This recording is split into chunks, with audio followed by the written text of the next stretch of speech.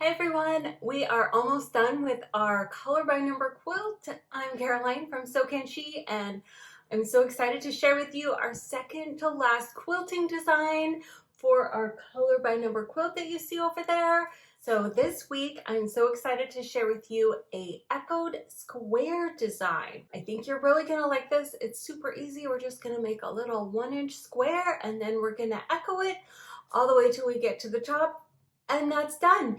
Now, I'm sure you know I love to use my quilting rulers for this design. The quilting rulers have lines that help me make everything the right dimensions and space out my lines correctly. But of course, like the rest of the videos in this series, I'm also going to show you how to quilt this design without quilting rulers because some people just aren't using them yet. I don't know why. They're super fun and super easy, but if you aren't using quilting rulers yet, I'll show you how to quilt this design without them. So let's get started. To quilt this design, I'm going to use the lines on my quilting ruler to help me make this first little square a 1-inch square. And then each of the echoing squares are going to be a 1/2 inch apart, or approximately. As you can imagine, this is going to be a lot easier using my quilting ruler. The lines on my ruler are each a 1/4 inch apart, and then of course the needle will be a 1/4 inch away from the edge of the ruler as I sew. So in order to make this first square 1-inch square, I need to concentrate on having this third line, which is a 3/4 inch line, on my seams, because that will make, if you add the extra 1/4 inch here, that'll make 1 inch. And then as I work outward doing these other echoing squares, I'll just have to make sure that this first line is on the previous stitching, and I'll show you as we go along. I'm also going to do this design without a quilting ruler after I use the ruler, just to show you how it's done, but I'll have to concentrate very hard and be more patient with myself, because obviously it won't have this very crisp look and straight lines. So let's go ahead. I need to I'm going to start right here on this edge and then make my first little square. So I'm just going to make sure that I start, there I am. I am 1 inch away from this bottom seam. And I've also got lines on my rulers going this way. These are 1 inch apart and these are 1/2 inch apart. And these all help me to just kind of measure as I go. The more you do this, the more intuitive it becomes. So first I'm just going to sew over for 1 inch, and then I will sew down, and now I'm going to sew over for 1/2 inch using these lines on my ruler so that I get it exactly right the first time. I'm going to bunch my quilt around a little bit, and now I'm just going to go. So I made my first little square here, and I'm just going to go for my echo lines.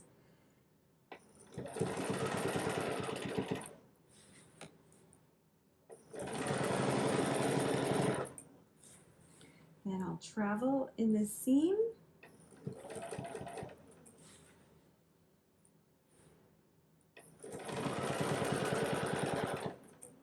I went a little bit too far there. I could back up, but I don't really want to.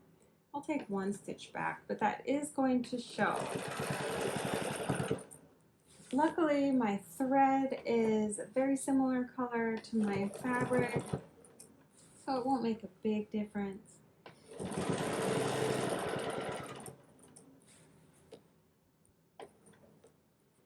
I feel like it's always better to have to take an extra step forward than to have to take a stitch back.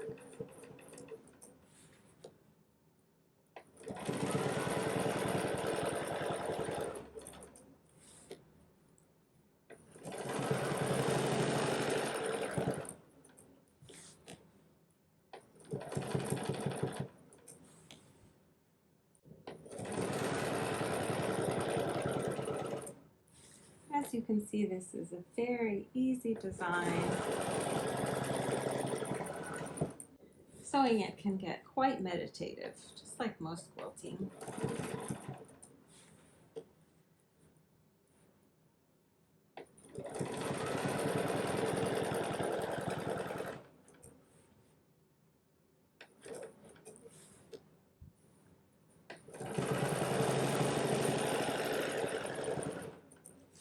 And there we go. I finished all of those and I've ended right here. I have done this so many times, as you can see here, that I've kind of figured out that if I start right here on this edge, then I finish right here on this edge, and that's the closest place for me to travel up to the next block where I want to sew another one. So now that you saw how easy this is to do using the quilting template, I'm going to go ahead and do one without my quilting template. And of course I'm just going to have to eyeball all of my little distances. Now my first little square here, I want to be about an inch. So I'm going to go an inch over and an inch down. And then one thing that I can use to help me, a little cheater, is since I know that the distance from the needle to the edge of the foot is a 1/4 inch, if I place the edge of my foot a 1/4 inch away from the previous seam, then I'm getting my 1/2 inch distance.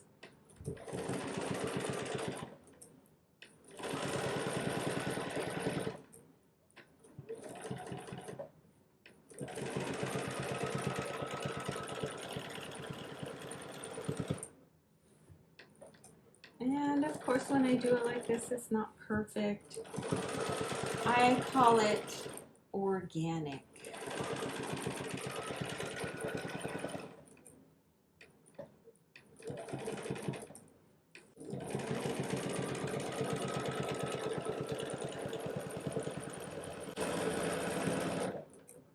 And it appears to me that I've been making these a little bit bigger.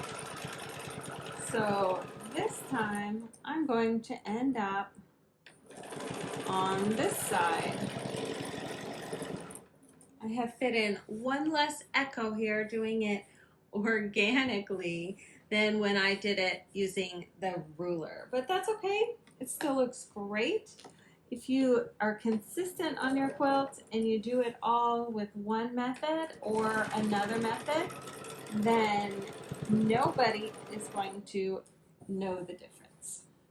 So I'm just going to go ahead and do one more here. I will use my ruler just to show you the regular speed that I go when I do this. So this is pretty much my regular speed when I am ruler quilting.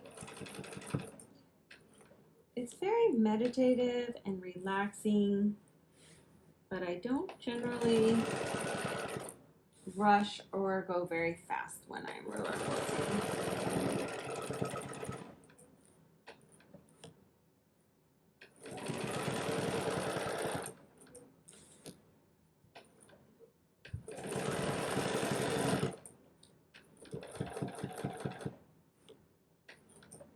This would be a great design if you are just getting started ruler quilting, because it will help you get used to using the markings on your ruler, which once using the markings on your ruler becomes kind of just instinctual, then ruler quilting does become a lot easier.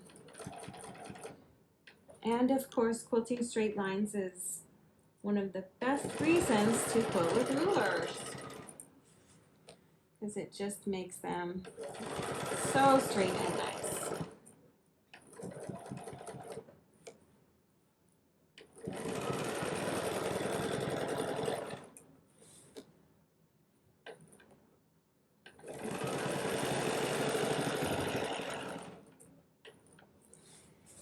Thanks so much for joining us today. I hope you're having lots of fun on our color by number quilt along, and you'll post pictures of your quilt to Instagram and show me. Just tag me at SoCanShe. Have a great weekend, and I'll see you next time when we do our very last quilt design for our color by number quilt. Happy sewing!